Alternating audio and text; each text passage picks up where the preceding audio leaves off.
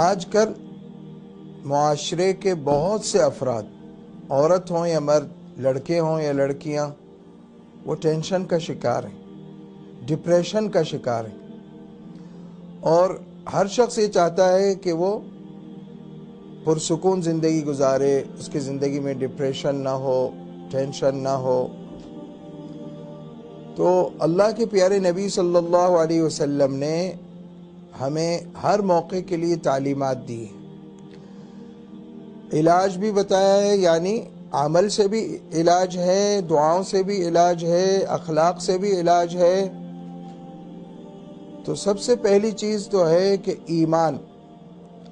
ایمان اور اللہ کی ذات پر توکل اور یقین، یہ ٹینشن کا سب سے بڑا علاج ہے۔ ڈپریشن کا سب سے بڑا علاج یہ ہے کہ اللہ کی ذات پر ایمان ہو، اللہ کی ذات پر یقین ہو اور اللہ کی ذات پر توکل ہو۔ اچھا، اب دیکھیے بہت سے لوگ ایسے ہیں جو اپنے ماضی کو یاد کر کر کے روتے رہتے ہیں کہ میرے ساتھ ایسا کیوں ہوا تھا، فلاں نے مجھے ایسا کیوں کہا تھا، فلاں رشتہ دار نے اس طرح کیوں میرے ساتھ معاملہ کیا، فلاں رشتہ دار نے یہ تکلیف دی۔ یہ ماضی کو یاد کر کر کے وہ اس ٹینشن سے اور ڈپریشن سے نکل ہی نہیں پاتے۔ اور کچھ لوگ ایسے ہیں جو مستقبل کے اندیشوں میں رہتے ہیں کہ پتہ نہیں کیا ہوگا، ارے اگر جاب چھوٹ گئی تو کیا ہوگا، اگر کاروبار میں نقصان ہو گیا تو کیا ہوگا۔ جی، وہ آنے والے ایام جو ہیں، زندگی کے آنے والے جو دن ہیں، اس کے بارے میں فکر مند رہتے ہیں۔ اچھا، جبکہ عقل مند انسان وہ ہے جو اپنے حال کو درست کرے، پریزنٹ جو ہے اس کو درست کرے۔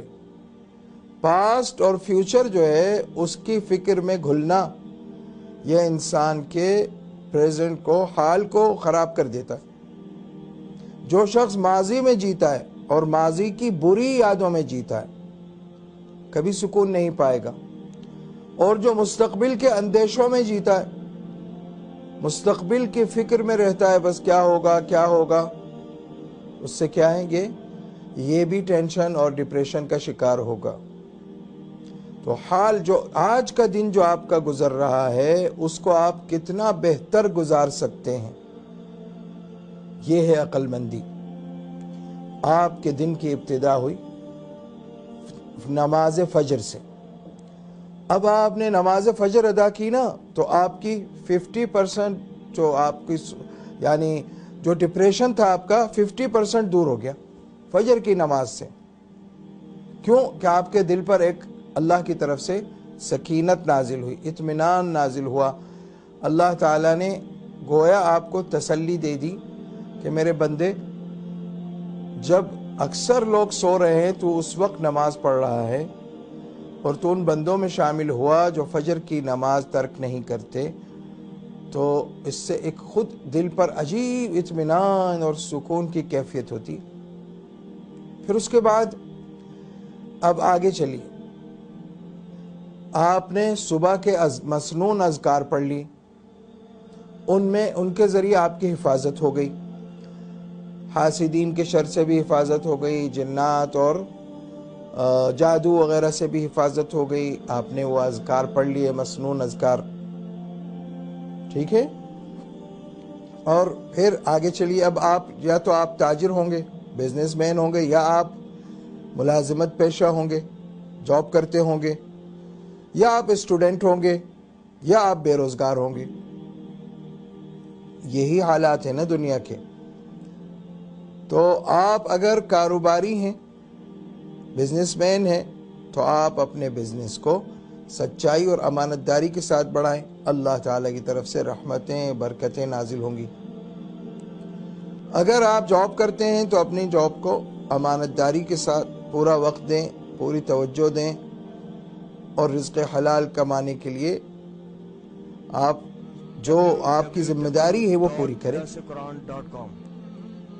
اچھا، پھر یہ بھی یاد رکھیں کہ تجارت ہو یا ملازمت ہو، دونوں میں جب نیت رزق حلال کمانے کی ہو اور حقوق اللہ، حقوق العباد ادا کرنے کی ہو، تو یہ دونوں چیزیں عبادت بن جاتی ہیں۔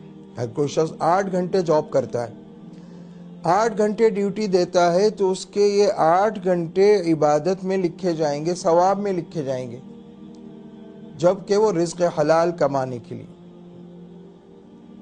کوئی شخص اپنے بچوں کے لیے، اپنے بیوی بچوں کے لیے، اپنے والدین کے لیے محنت کرتا ہے، کیونکہ مرد جو کماتا ہے نا، مرد کی جو کمائی ہے وہ اپنی ذات کے لیے تو بہت ہی کم ہوتی ہے، بیوی بچوں کے لیے، والدین کے لیے، بہن بھائیوں کے لیے، سب کے خرچے اس کے ذہن پر سوار ہوتے ہیں، ان سب کو. تو یہ اس کا پورا وقت عبادت میں لکھا جائے گا، ثواب میں لکھا جائے گا، جو وہ اپنی ذمہ داری کو پورا کرے. اور اگر کوئی بے روزگار ہے تو اس کے لیے بھی اللہ تعالیٰ نے قرآن مجید میں فرمایا وَمَن يَتَّقِ اللَّهَ يَجْعَل لَّهُ مَخْرَجًا وَيَرْزُقْهُ مِنْ حَيْثُ لَا يَحْتَسِبُ. تقوی اختیار کرے، اللہ اس کے لیے رزق کے دروازے کھول دے گا. تقوی ایسی چیز ہے کہ ہر بھلائی اور ہر برکت اور رحمت کی جڑ ہے تقوی. اور تقوی نام ہے گناہوں سے بچنے کا. جو شخص گناہوں سے اجتناب کرتا ہے وہ متقی ہے، پرہیزگار ہے، اللہ والا ہے.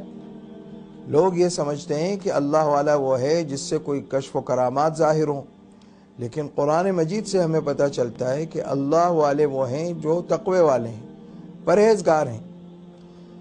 تو جب تقوی اور پرہیزگاری اختیار کرو گے، اللہ تمہارے لیے رزق کے دروازے بھی کھول دے گا، اور ایسی جگہ سے بھی رزق دے گا جہاں تمہارے گمان میں بھی نہیں ہوگا.